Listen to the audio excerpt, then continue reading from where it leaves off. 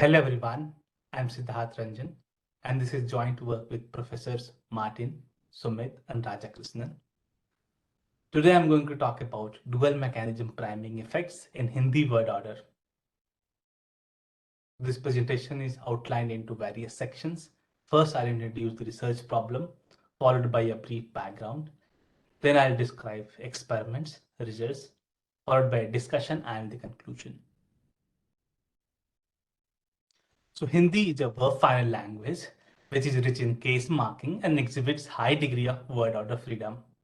So here is a sentence in Hindi. आज माँ ने बच्चे से किताब पढ़ने को कहा. The English translation of this sentence is, today the mother told the child to read the book.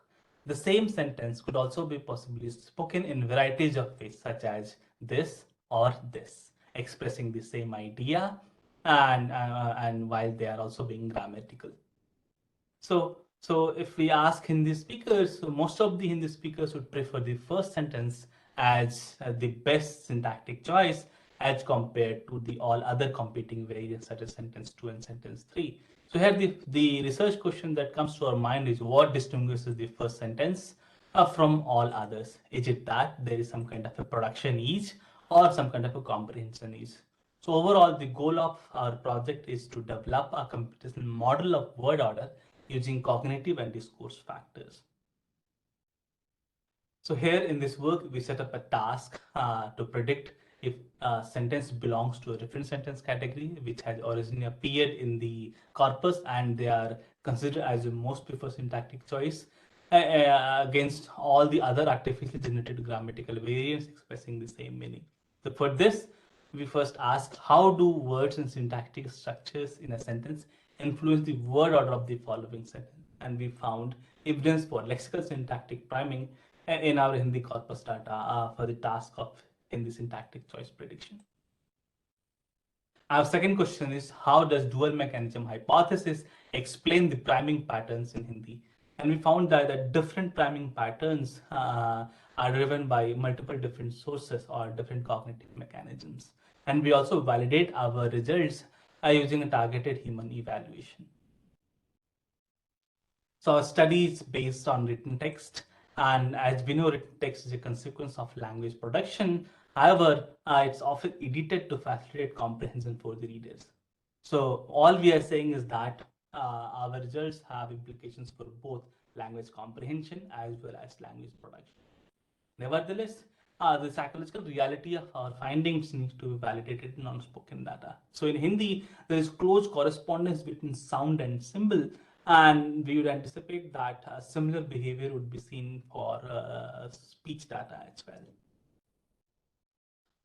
Okay, let's come back to the priming literature. So here's a prime sentence: John threw the man a ball, and if participants are asked to describe this image, so it can be described in two ways. Number one, the boy gave a book to girl, and number two, the boy gave a girl a book. So most of the participants would prefer the second sentence because they have been already biased by the prime sentence, which has NP syntactic rule, the man a ball, and a very similar syntactic rule is also seen in the second sentence, girl a book, against the first sentence, which has a book to girl, NP PP construction.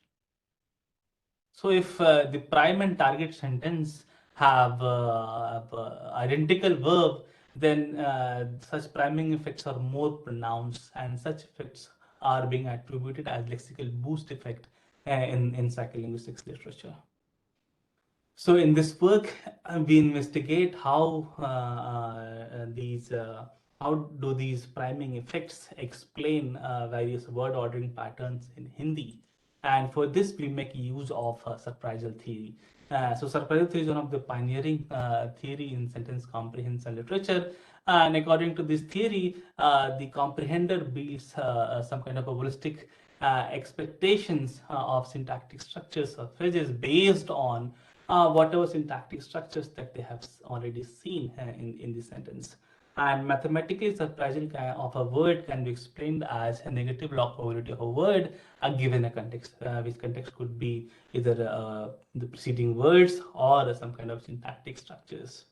And surprisal has been shown to predict reading time of the word as well.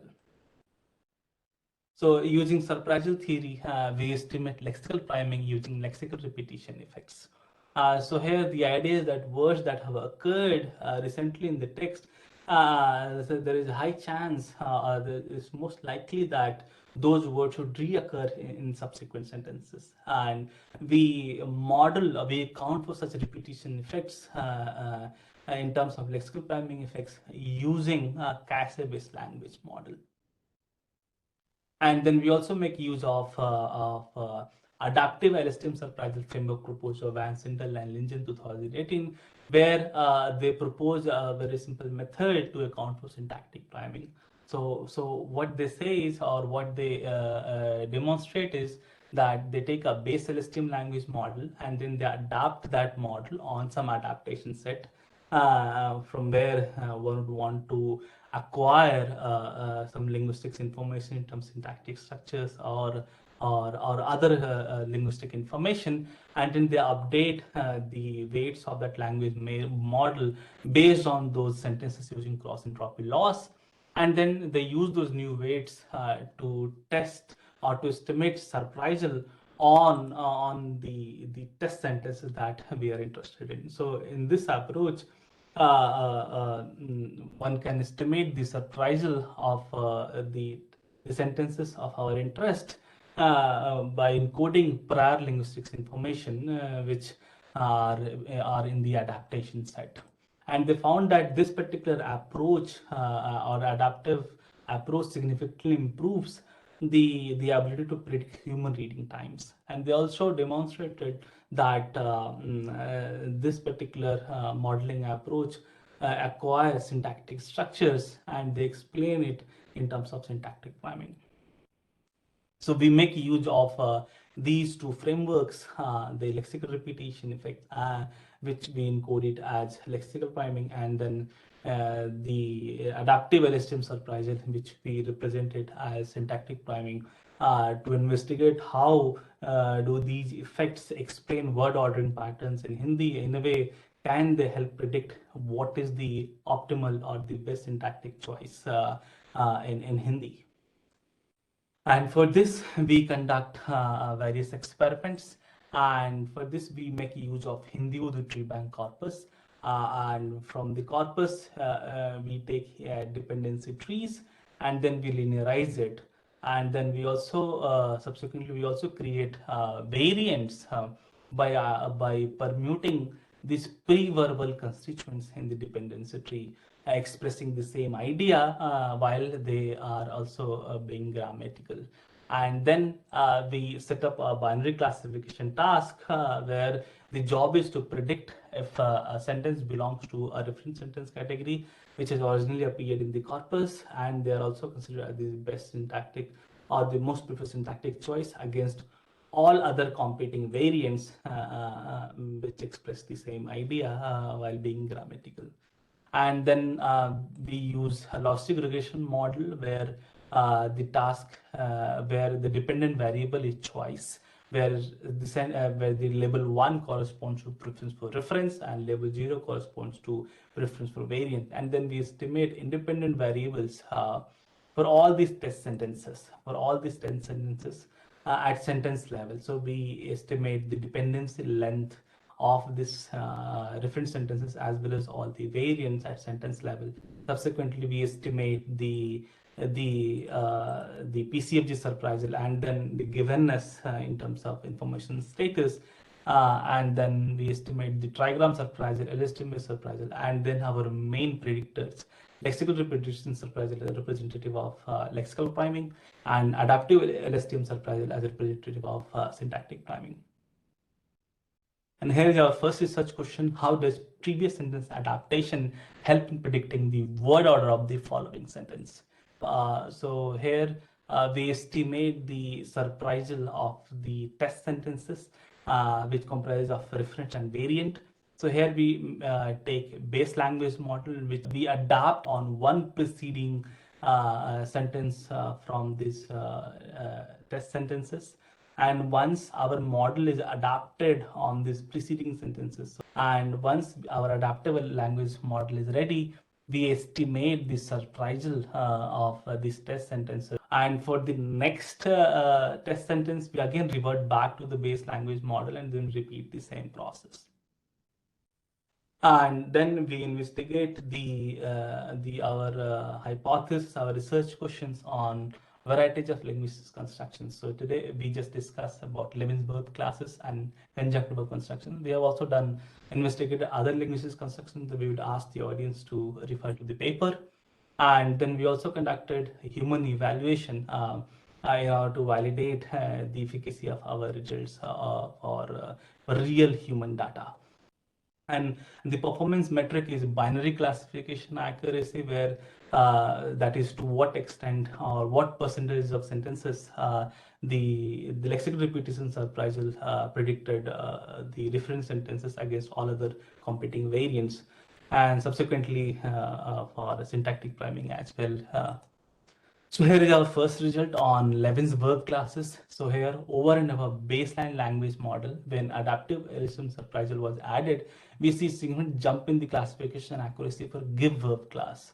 But for none of the other verb classes, the syntactic priming was effective. So this result suggests that the syntactic priming is more prevalent in give verb class, and this result also provides a cross-linguistic support with English, as reported by Grice 2005, where a similar result was reported for give verb class.